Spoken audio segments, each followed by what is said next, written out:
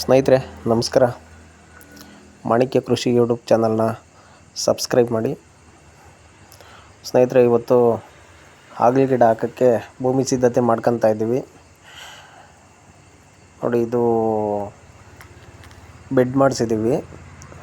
ಈ ಥರ ಬೆಡ್ ಮಾಡಿದ್ಮೇಲೆ ನಾವು ಫಸ್ಟು ಈ ಥರ ಕೋಲ್ಗುದ್ದಲ್ಲಿ ಒಲೆ ಮಾಡ್ಕೊತೀವಿ. ಯಾಕೆ ಅಂತಂದರೆ ಈ ಗೊಬ್ಬರಗಳ್ನೆಲ್ಲ ಕೊಡಬೇಕಲ್ವ.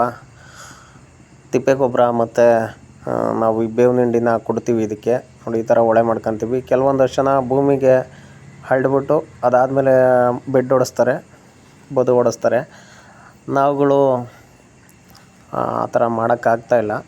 ಹಂಗಾಗಿ ನಾವು ನೋಡಿ ಈ ಥರ ಕೋಲ್ಗುದ್ಲಲ್ಲಿ ಒಳೆ ಹೊಡ್ಕೊಂಡು ಫಸ್ಟು ಬೆಡ್ ಮಾಡಿಸಿ ಕೋಲ್ಗುದ್ಲಲ್ಲಿ ಒಳೆ ಮಾಡ್ಕೊಂಡು ಮಾಡಿಸ್ತಾಯಿದ್ದೀವಿ.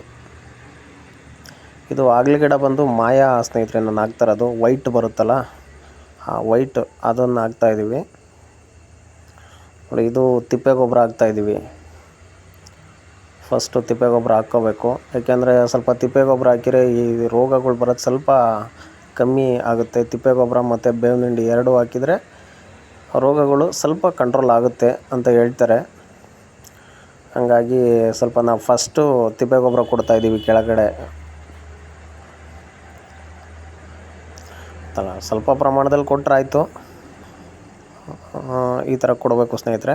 ನಾವು ಬೇರೆಯವ್ರು ಯಾವ ಥರ ಕೊಡ್ತಾರೋ ಗೊತ್ತಿಲ್ಲ, ನಾವು ಈ ಥರ ಕೊಡ್ತಾಯಿದ್ದೀವಿ.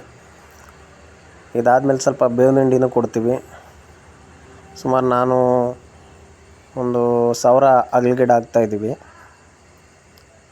ಮತ್ತು ಸೊಸಿ ರೈಟ್ ಬಂದ್ಬಿಟ್ಟು ನಮ್ಮ ಕಡೆ 4000 ರೂಪಾಯಿ ಇದೆ ಸ್ನೇಹಿತರೆ. ಒಂದು ಹಾಗಲ ಗಿಡದ ಸೊಸಿ 4000 ರೂಪಾಯಿ ನಡೀತಾ ಇದೆ. ಮಾಯಾ ವೈಟ್ ಬರುತ್ತದು.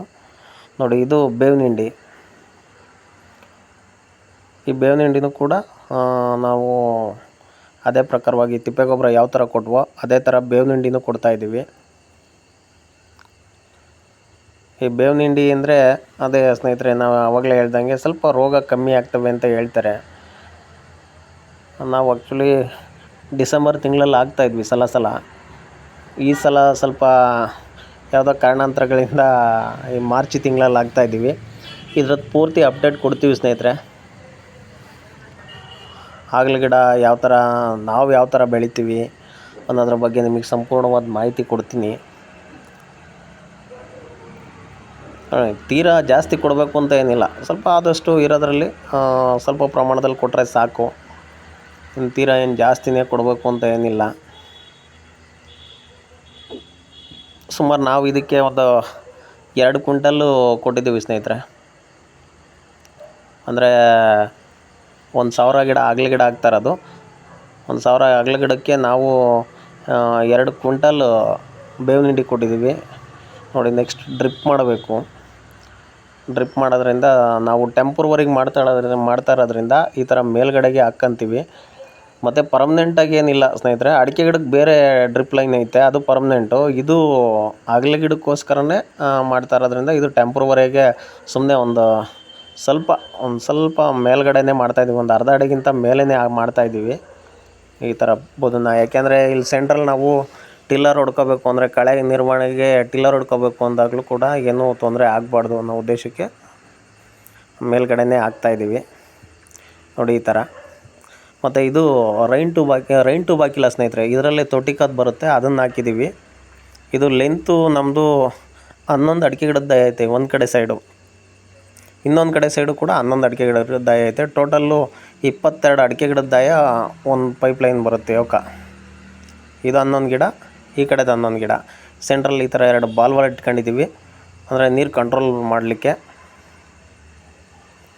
ಈ ಥರ ಇದು ನೀರೆಲ್ಲ ಚೆನ್ನಾಗಿ ಹಾಯ್ಕೊಳ್ಳುತ್ತಾ ಇಲ್ವೋ ನೋಡ್ಕೊಂಡು ಇದಾದಮೇಲೆ ನಾವು ಕವರ್ ಹಾಕ್ಕೋಬೇಕಾಗತ್ತೆ ಸ್ನೇಹಿತರೆ, ಮಲ್ಚಿಂಗ್ ಕವರ್ನ. ಯಾಕೆಂತಂದರೆ ಇವು ಎಲ್ಲಾದರೂ ಒಂದೊಂಥವು ತೊಟ್ಟಿಕ್ಕಲ್ಲ ಅಥವಾ ಒಂದೊಂಥವು ಏನಾದರೂ ಡ್ಯಾಮೇಜ್ ಆಗಿರುತ್ತೆ. ಇವನ್ನೆಲ್ಲ ನಾವು ನೋಡ್ಕೋಬೇಕಾಗ್ತದೆ. ನಾವು ಸ್ಟಾರ್ಟಿಂಗ್ಗೆ ಮುಂಚೆನೇ ನಾವು ಮಲ್ಚಿಂಗ್ ಕವರ್ ಹಾಕ್ಕೊಬಿಟ್ರೆ ಆಮೇಲೆ ಒಳಗಡೆ ಗೊತ್ತಾಗಲ್ಲ ಅದೇನು ಚೆನ್ನಾಗಿ ನೀರು ಹಾಯ್ಕೊಂತಾಯ್ತಾ ಇಲ್ವಾ ಅಂದ್ಬಿಟ್ಟು.